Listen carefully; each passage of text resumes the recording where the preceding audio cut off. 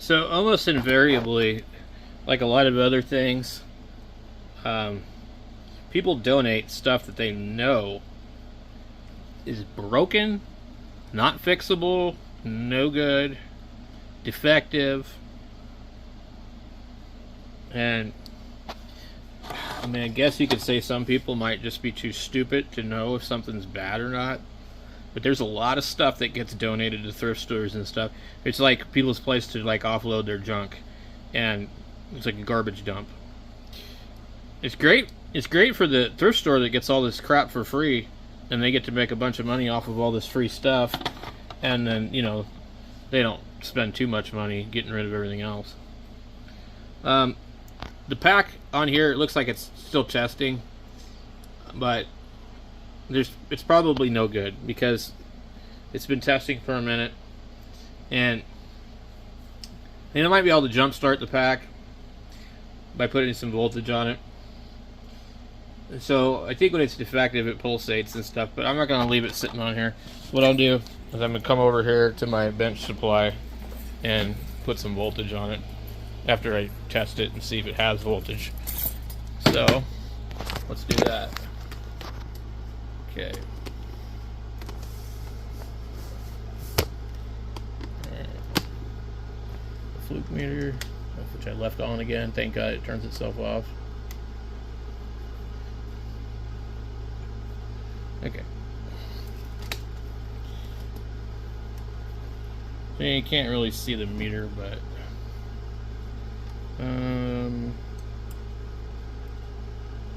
there isn't any voltage on this thing at all. None. So what's going to happen is, well, lithium ion batteries, when they're 0 volts, it's really bad. So the only thing we can really do to this battery pack is probably harvest the cells out of it. So there'll probably be 1 or 2 good cells. So I would start with, like, I don't know. We'll start with 2.5 and see. What we want to see is if it pulls any kind of current. Okay, go up to 6, 7, 8, 9.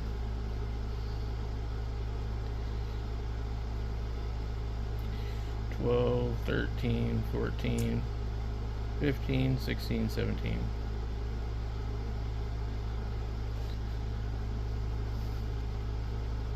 So we could wake up the BMS.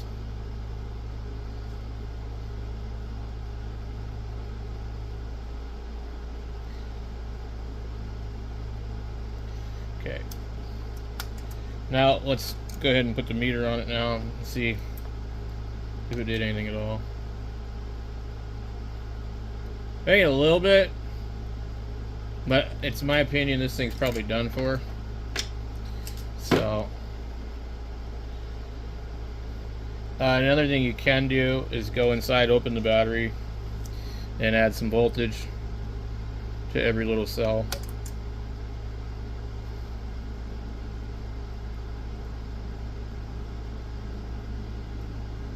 We can go up a little higher.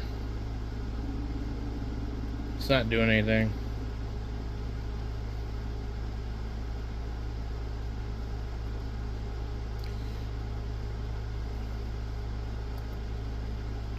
The main thing is it's not pulling any current at all.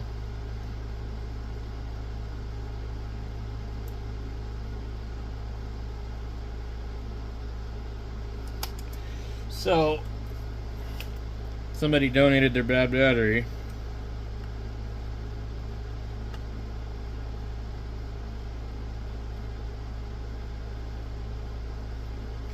Yeah, I got like nothing at all. Now it seemed like it was reading like 1/2 volt. I think it was just because my finger was on the thing. Then the meter reads absolutely 0 volts. So this pack is probably toast. So to get into this pack, you just get in here and knock the center of these things loose, and then just put a Torx bit in there. So it's pretty easy. There's one you got to uncover there. So I guess we'll probably do that. Alright, so usually I'll take like a bit like this, whichever one will fit in there, and it'll sit down in the pin like just enough to where we can bust off the center and sometimes even rotate the bit.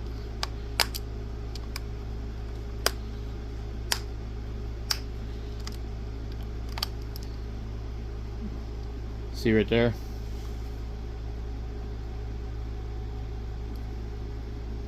That's the end of the security bit. So we do that to all of them.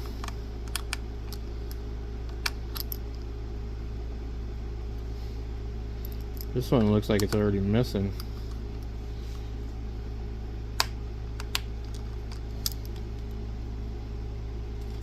So breaks it off like that every time. It's just this little piece in here. You make sure you get it all.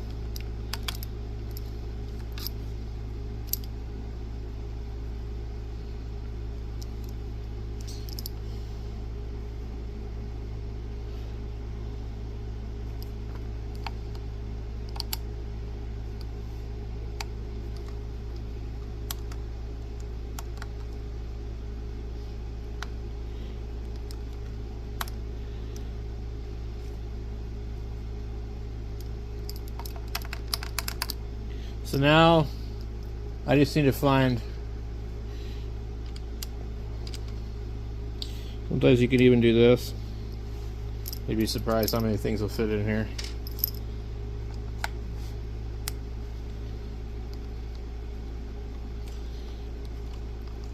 See, I don't even have the proper torque bit. I'm using a flat blade. So you could get a screwdriver like this on eBay or Amazon pretty easily. They usually come with a bunch of different things. They're like RC hobby type ones. So this is how I do these. Somewhere I do actually have some bits, the security bits, but you know, I don't know where they are, and not everybody has those, so that's why I'm showing you guys how to do this. Okay. And not everybody even has torque bits laying around, but you're going to need this screwdriver to break the pins off in the first place. So this is the one that says quick on it or whatever. They're pretty common. I think maybe I've seen them on Amazon. So now we got to get this thing out here. And with this one here, sometimes it's easier to just use a knife or something, or like a razor blade. Yeah, just be careful not to screw yourself up.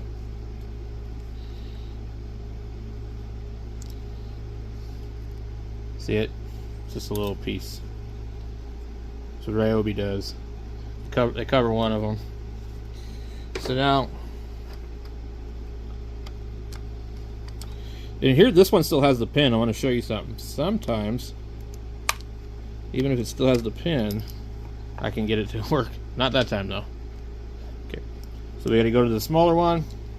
So what happens is the smaller one, it sits in the Torx bit along the center pin, and it will either break the screw free or it'll break the pin in the center out. I've seen some guys use drills and stuff, but these Ryobi batteries, the pin in the center is so weak that it's just really easy to knock it loose, like literally with a screwdriver. And now you can just remove them all. There's one more right here, so we have to get that one. Now see, this one still has the pin in the center, but yet I'm able to really force down on this thing, and it's still coming out without removing the pin. Okay, see that? Pin is still there. Okay, now we should be ready to take our battery apart.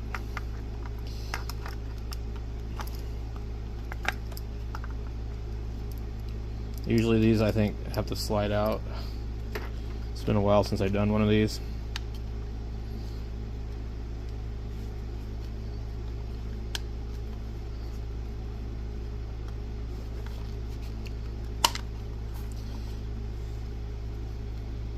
See if I can zoom out.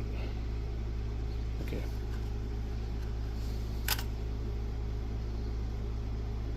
Okay.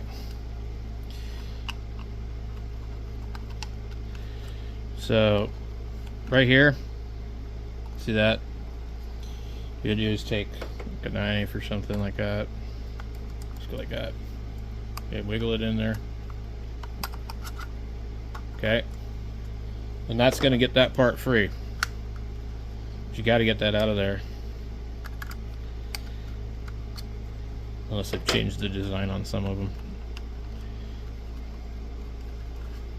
The battery is stuck right here for some reason, so we have to figure that out. It's just it'll eventually come free.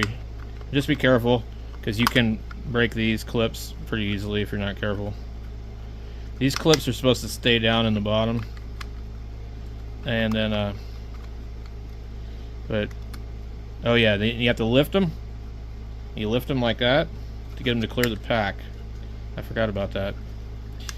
So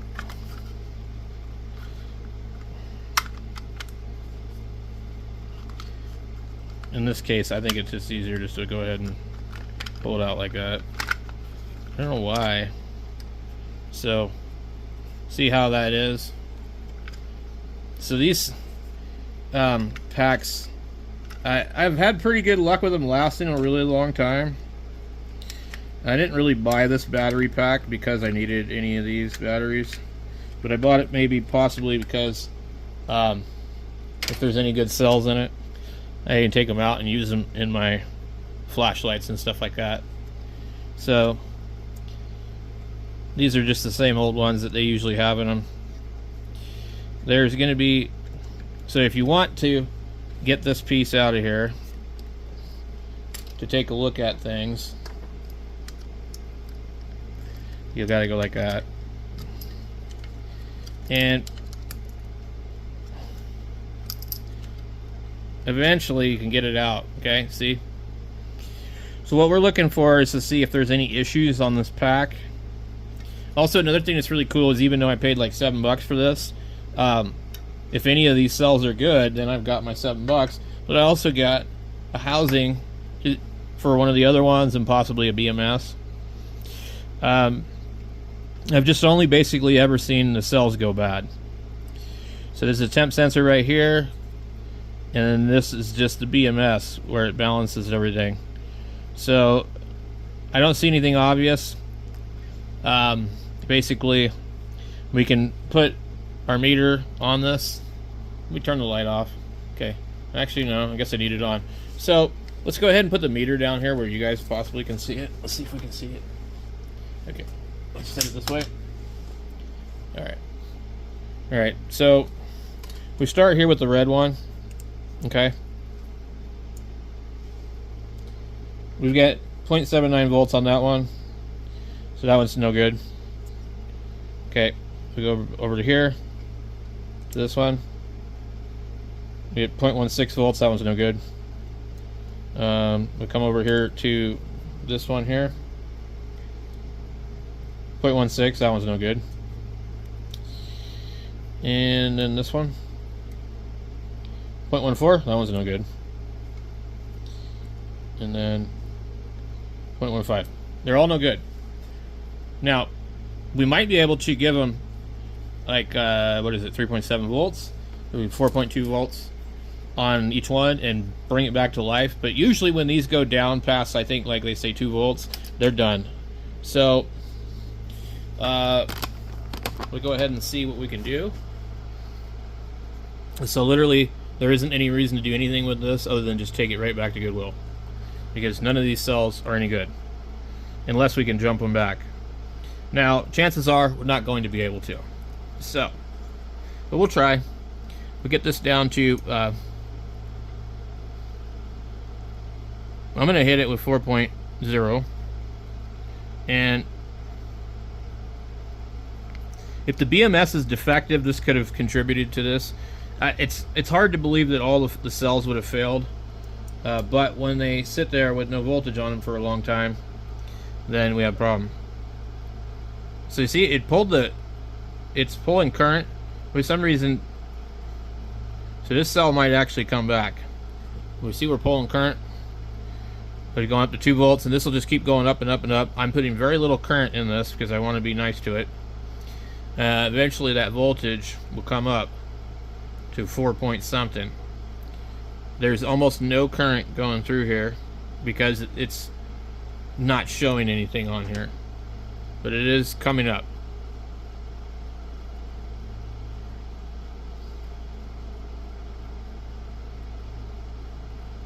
.5. So you see what I'm doing, I'm just holding it on the cell. And if they're gonna come back to life, it won't take too much time really doing this. 2.6. So I've been able to do this a few times, but I don't know what causes this to happen in the first place. Maybe the batteries just sit too long. You know, maybe the person let the battery sit forever and it was dead and they never charged it back up, and they went to go use it and were like, or they just decided to donate it without even checking it. You never know. I mean, it seems like people donate stuff that they know are broken, but you can't assume that's always the case. But usually when these cells are down this low, they're not coming back, usually. And while you're charging, keep your hand on the battery just to check for the temperature to see if it does anything crazy. You do not want one of these blowing up in your face. So we're at 2.8. I think once we get to like 3, I'll give it a rest maybe. I don't know. It's definitely reassuring. So the voltage that's going into the battery is being limited by the current, and so as the current goes down, the voltage will go up. It's Ohm's law. So that's why, if you've ever wondered why these type of things work this way, that's why they work that way. Battery's putting out a little bit of heat, but not a lot. Okay, I want to go over to the next cell here and try it. So we'll see what the next one does.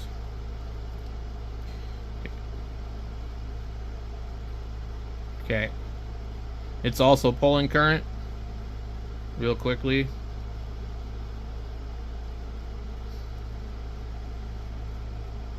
So it's possible this pack might actually come back. This one is coming back a little quicker.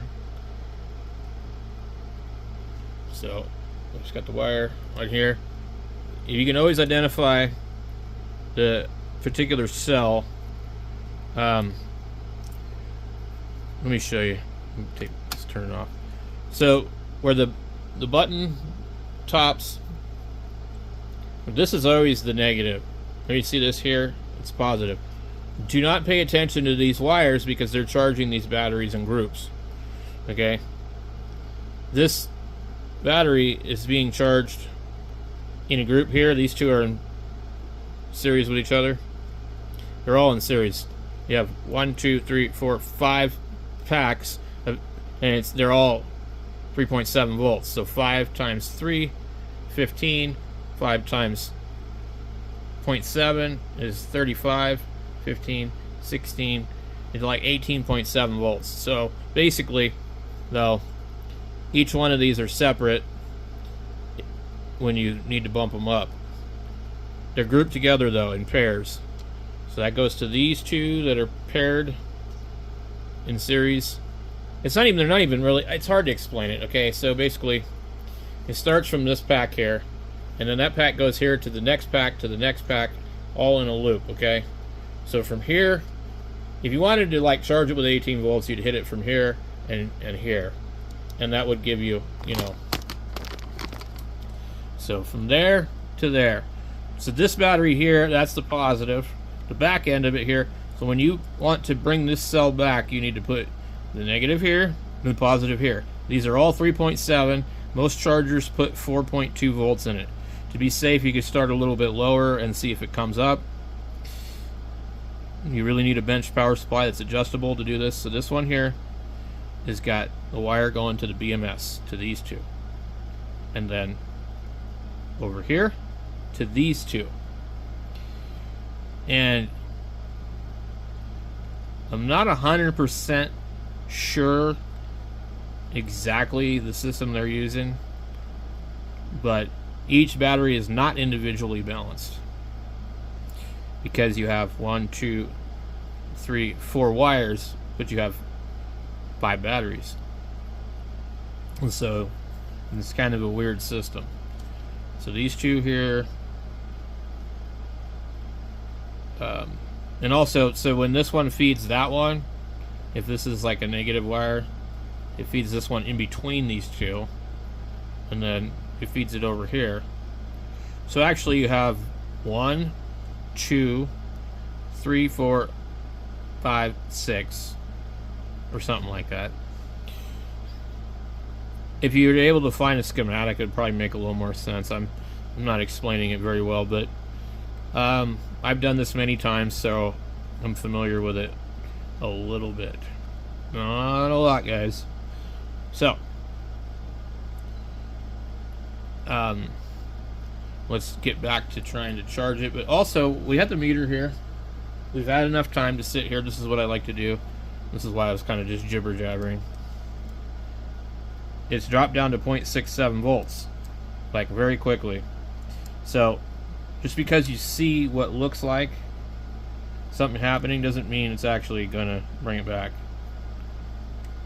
This one's 0.1, and let's see if any of the other cells have changed.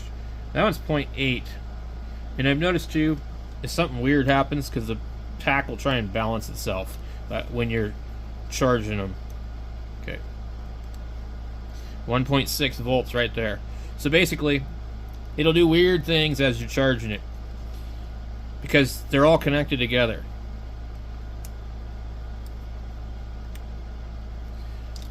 Anyway, let's continue on with doing this part.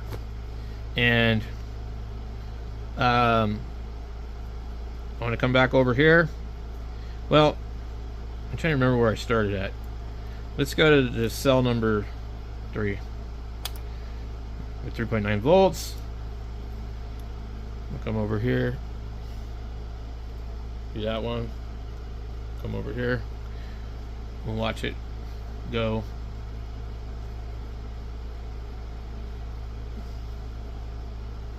Let me see if I can zoom this thing out. You can see what I'm doing.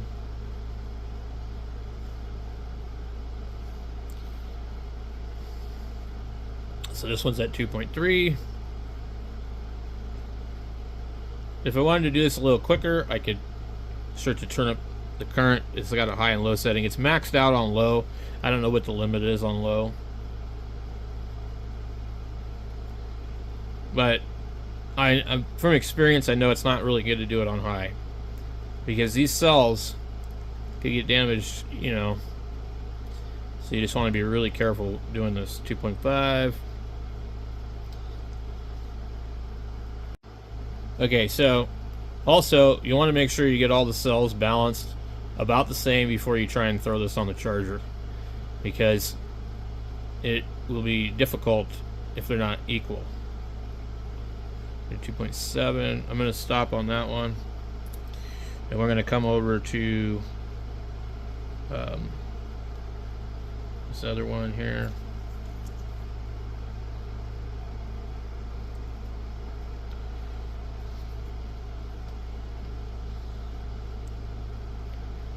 One 1.4, 5, 6, 7, 8. As I go through the cells, they're all going to come up faster because they have all the other ones in line with them. So usually you don't get this lucky. I'm just telling you guys right now.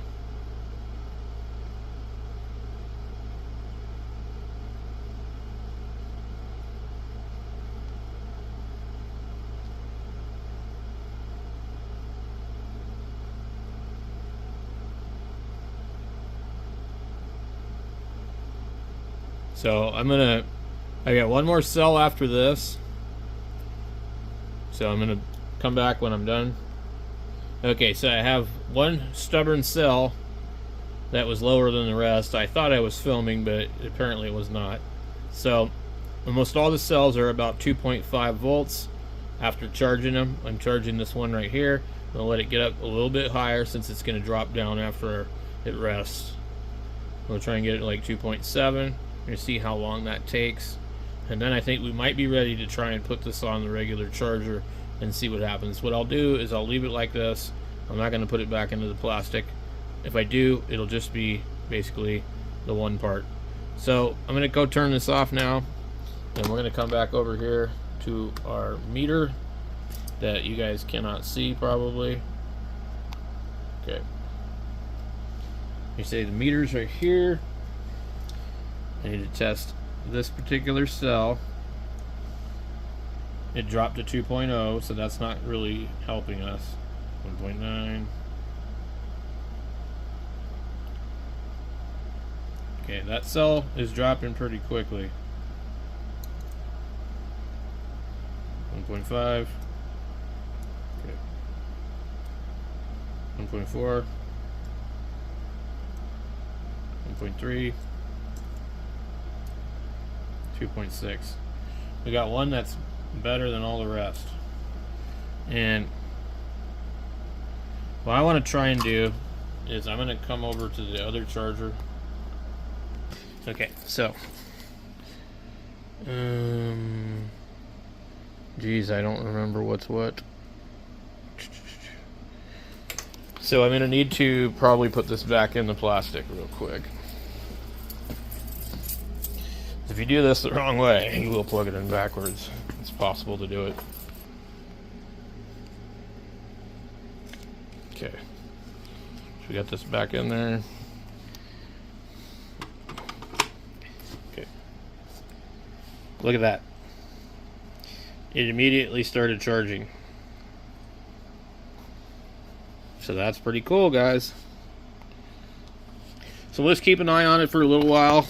And, but yeah, if you got a Ryobi pack and it's not charging, or you found one at the thrift store and it doesn't want to charge, you can try this. And this has worked for me a few times.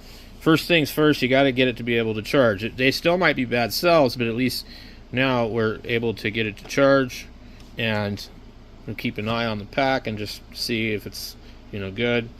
And then yeah, so for $7, I thought, you know, it's a little high because they used to charge like $3 or $4 for these every time I'd see them.